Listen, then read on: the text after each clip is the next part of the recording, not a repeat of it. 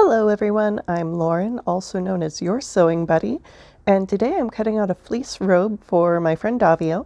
I made him one in green before, and his wife, of course, has claimed it as her own because they are very warm, very comfy, very snuggly things. So I'm going to start with laying out my pattern pieces. This pattern has been used so many times by me. It used to be a very popular thing that I made.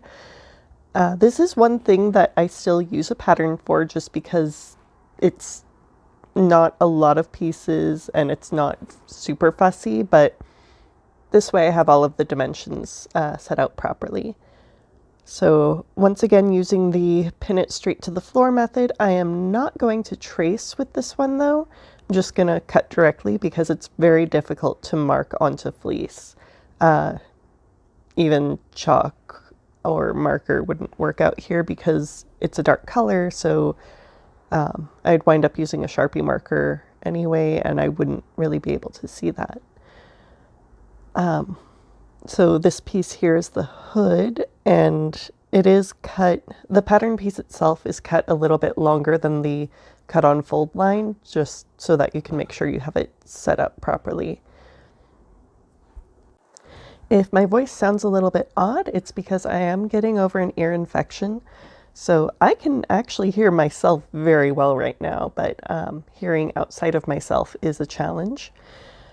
That's just an odd way that things go. I know this is a couple of days late. Monday was actually my birthday, so what you're seeing is what I was doing on my birthday, and then this is actually the following Thursday that I'm recording the voiceover. So it's a little bit of delay. I am wanting to make sure that that cut on fold line is very straight so that we have a nice clean edge on the top of the hood. The edge that you see facing you is the back of the hood, so the hood comes out to a little bit of a point, and then the front of the hood is just a straight line, goes all the way around, and then that shorter edge is the part that attaches to the collar of the robe. This one he has requested that it have pockets, which I've not actually put pockets into one of these robes before, so that's going to be a fun little challenge, but nothing I think that I'm not up to. I believe this is going to be worn for a character called Walker, who is a Gaian spirit. Those are kind of like, you would think of fairies like, oh, it's the traveling fairy. Walker is the spirit of travel and adventure and wandering. Discovery specifically, that's the thing. So and the game is a Wild West Gold Rush game, so he has your typical wandery prospector outfit.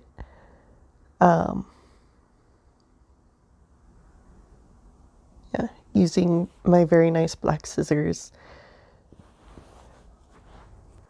I am in California, and there is a power outage going on right now. Luckily, we're more urban area, so it doesn't really affect us, but PG&E decided that instead of actually fixing power lines and their infrastructure and everything to make it more safe in windy conditions, they would just shut off power to like a million people to make sure that if a power line does get knocked down by the wind, it's not going to start a fire like it has a couple of times in the past few years. But, along with that, they're giving one of their top people an $11 million bonus. So that's lovely. It's great, I guess, being the only game in town, so you can play however you want. I've moved on now to cutting out the yoke. This is the part that goes across the back and over the shoulders for the robe. It has a very interesting shape, and it does, the first couple of times I made this pattern, it was super confusing. But I've got it now. I know which are the two sides that get sewn together. That's, again, the side that's the longer side that's facing you is the part that gets sewn. And then you see the neck hole, the edge, the shorter edge that's facing you gets attached to, wait, no, that's the part that you sew. And then the back gets attached to the long edge that's facing you. And then that opposite edge from you is where the front panel of the robe gets attached. Okay, so even now, after making this a dozen times, it still confuses me. But I promise I will sew it correctly. I'm trying to be very precious about my fabric usage with this, just because I don't have spare fabric. Like you'll see at the end, there's barely over a foot left. So fabric pattern layout is very important. And while I was digging out the pattern for this, because I haven't used it in a couple of years, I realized that I have a lot of stray pattern pieces that were sitting out. So I went through, gathered all of my patterns together, put everything back into its envelope, and realized that I have a lot of old patterns that I've inherited from my mother and my grandmother. So I should probably start sewing through those once I have my costume college things done.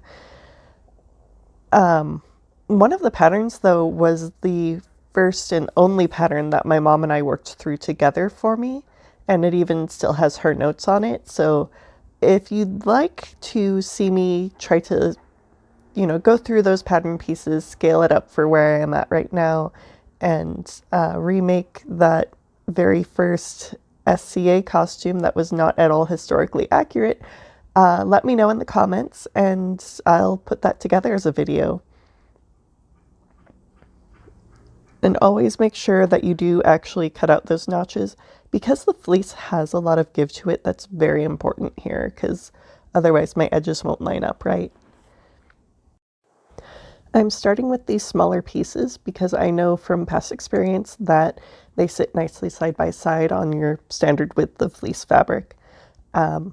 So then I have the entire rest of the length for the sleeves and the body of the robe.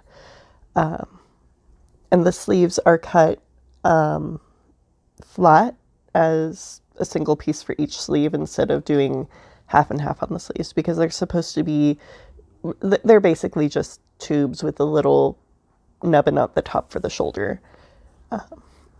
So that also makes it easy. It's one less seam that we have to worry about. Here we are laying out the sleeve piece, so you see it's just one big, almost like an archway shape. I should probably talk about the pattern I'm using, which is Simplicity 5840 View B. The robe is actually one size fits all, which is very nice.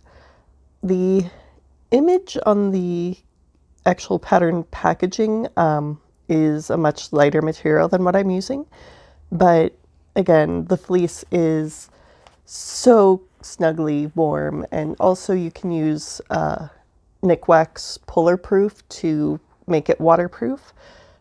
There were some very rainy LARP games where I had my robe and everyone else was just soaked to the bone, but I get inside, peel my robe off, all of my costuming is dry, my skin is dry, I'm actually warm, and that's why people call me a witch.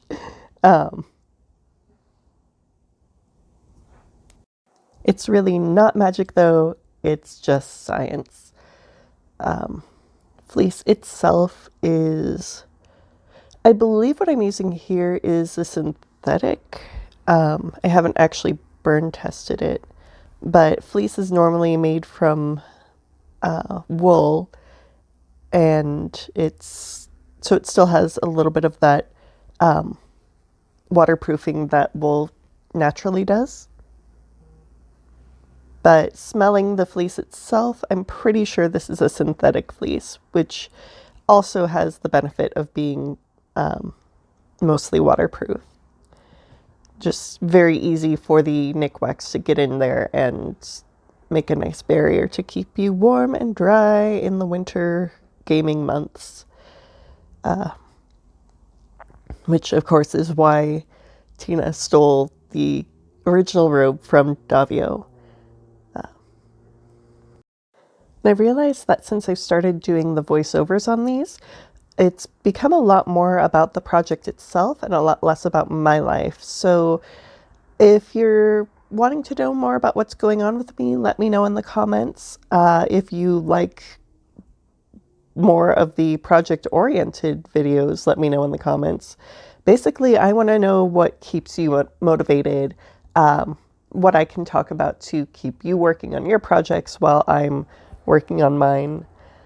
And this is a brief detour from working on my corset that you saw me making last week. I actually have half of that almost completed. I just need to put binding at the top and bottom. Oh, and I should probably do boning channels and put bones in there. Those are also a thing.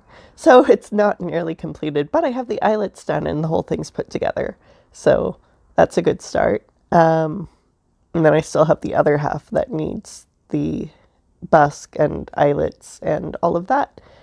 So there's still a long way to go with that. Don't worry, I'm not going to chop my hair off with my fabric scissors. I know better. But there we have both of our sleeves done.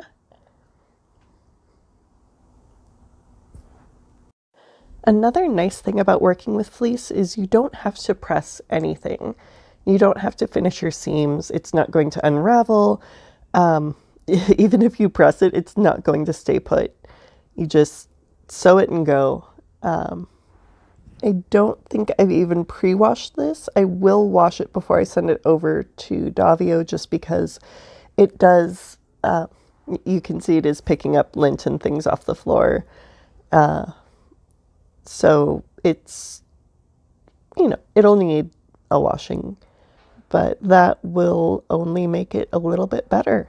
Plus I'm walking on it in my bare feet, but they're clean feet, I promise. Now we're moving on to the body, which I am definitely laying this half of the body on here backwards. At least I thought I was.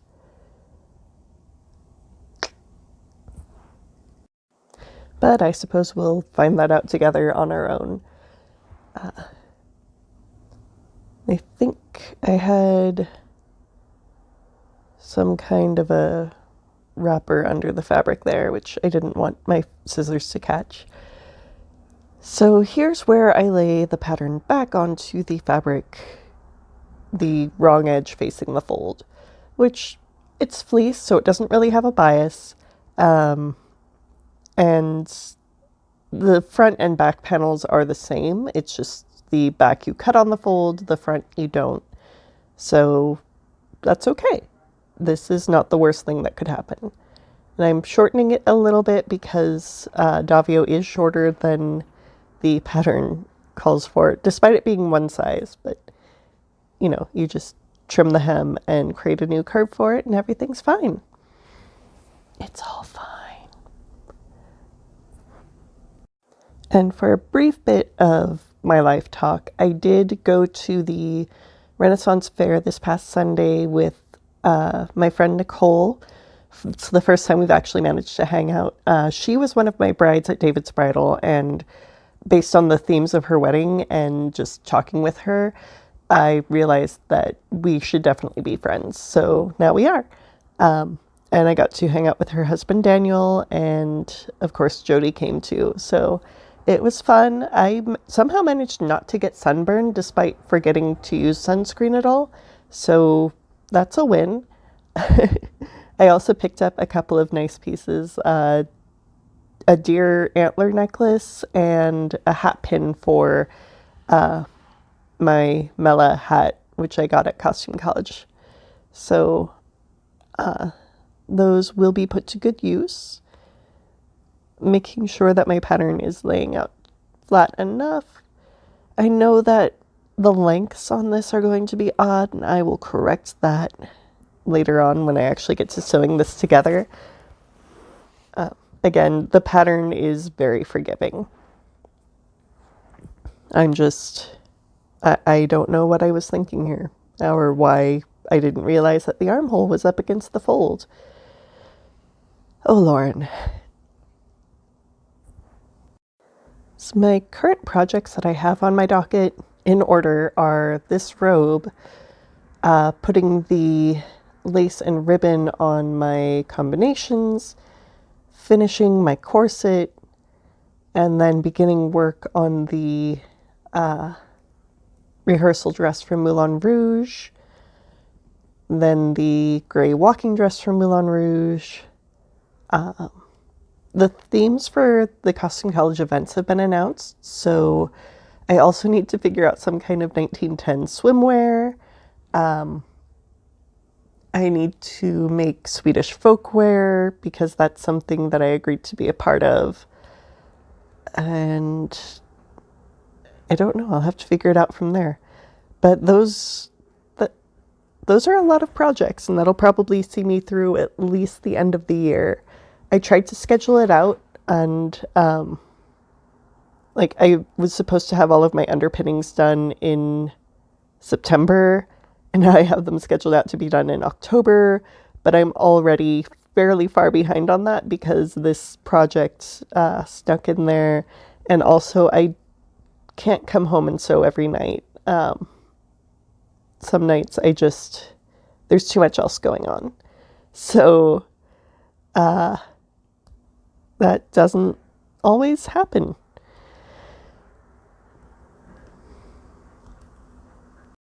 I think this is about where I realized my error. So I'm gonna see how I deal with that. First, we're gonna cut this curve so that we have that shorter edge, but so it still lays properly. And I'm trying to keep it so that the front edge will actually be straight. And then I cut up that fold so that the two pieces are in fact separate.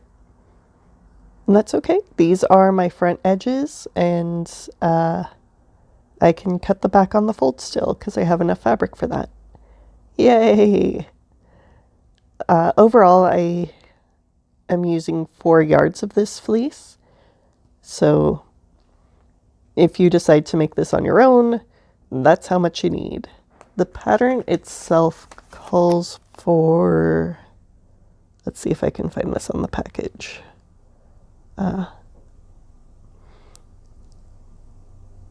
calls for 5 5/8 yards, but obviously you don't need quite that much. If you were doing the full length, then maybe. It also wants 8 7/8 yards of soutache braid, but I'm not adding that, so that is not required.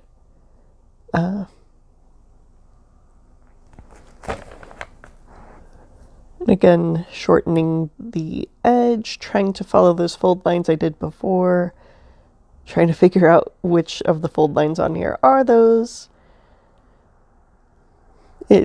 It did become a little bit of a headache from here. But when in doubt, open it back up, see where you folded. That is definitely shorter than the other. There you go, Lauren. That's the one. Good job.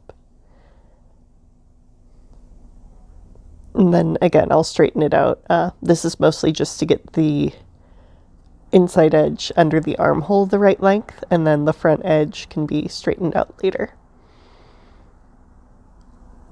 I am going to hem all of the edges, but I'm going to make sure that everything sits nicely when it's hanging first. And so I am always open to feedback on how this could be more interesting, how it could keep you better motivated to do your own crafting. So please comment with ways that you would like for this to improve. I am not above, getting better equipment or changing the scenery or anything like that. I will do whatever it takes to keep you motivated, because that's what I'm here to do. So right now I'm pinning out that last little inside underarm seam, and then everything will get cut, and after this it's just the pocket, and then everything will be cut out, and that is the most difficult part, as we all know. I will not probably be doing a video for the actual sewing of this one, because that's going to be on the sewing machine, and it is very tricky to try to record on my sewing machine, because it's either a tiny stand up on the table which is going to bounce along with the machine, or a little I guess I could set the tripod up to look over my shoulder, but then I'm likely to back into it and knock the camera over. So neither of those are ideal, but if you really want to see that, then yes, I will record that for you. And as always, please like, subscribe, share if you want to see more, if you want to share what you've been working on while you were listening or watching this, please do that. If there are ways that I can do better for you, please let me know. And I mean, I know I'm not quite on the level of Bernadette Banner or Enchanted Rose or Morgan Donner or any of the other big name costuming vlogs, but I aspire one day to be, and the way I'm going to get there is by knowing what you want to see. So please let me know. I think we're just going to cut out the bottom edge here, make sure it has that nice curve. Again, I'll be matching up the two sides later on, but for now, this is enough to get the pattern piece off the floor. And really, that's what it's all about. Brave Lauren is starting from the opposite edge and curving up. This does ensure that the back is a nice straight line right at the bottom edge, or right at the center rather.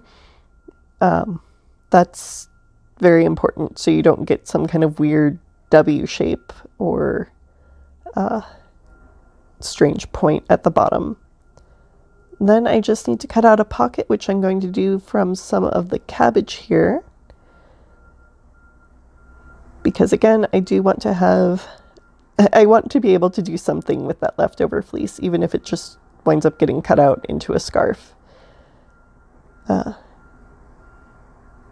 keeping it rectangular is the best way to do that. So I'm making sure that that is big enough for my outstretched hand, which means it's going to be big enough for Davio's hand. His hands, I believe, are bigger than mine, but if my hand widespread will fit, then this will work. I'm doing a little bit angled pocket, so that selvage edge is going to be the top edge of the pocket, and then it curves forward a little bit inside the robe. And then I'll just tack down the bottom. So I have 4 layers there, which is 2 pockets, which is exactly what I need. And that is that. So go create something beautiful, and I will see you hopefully on Monday.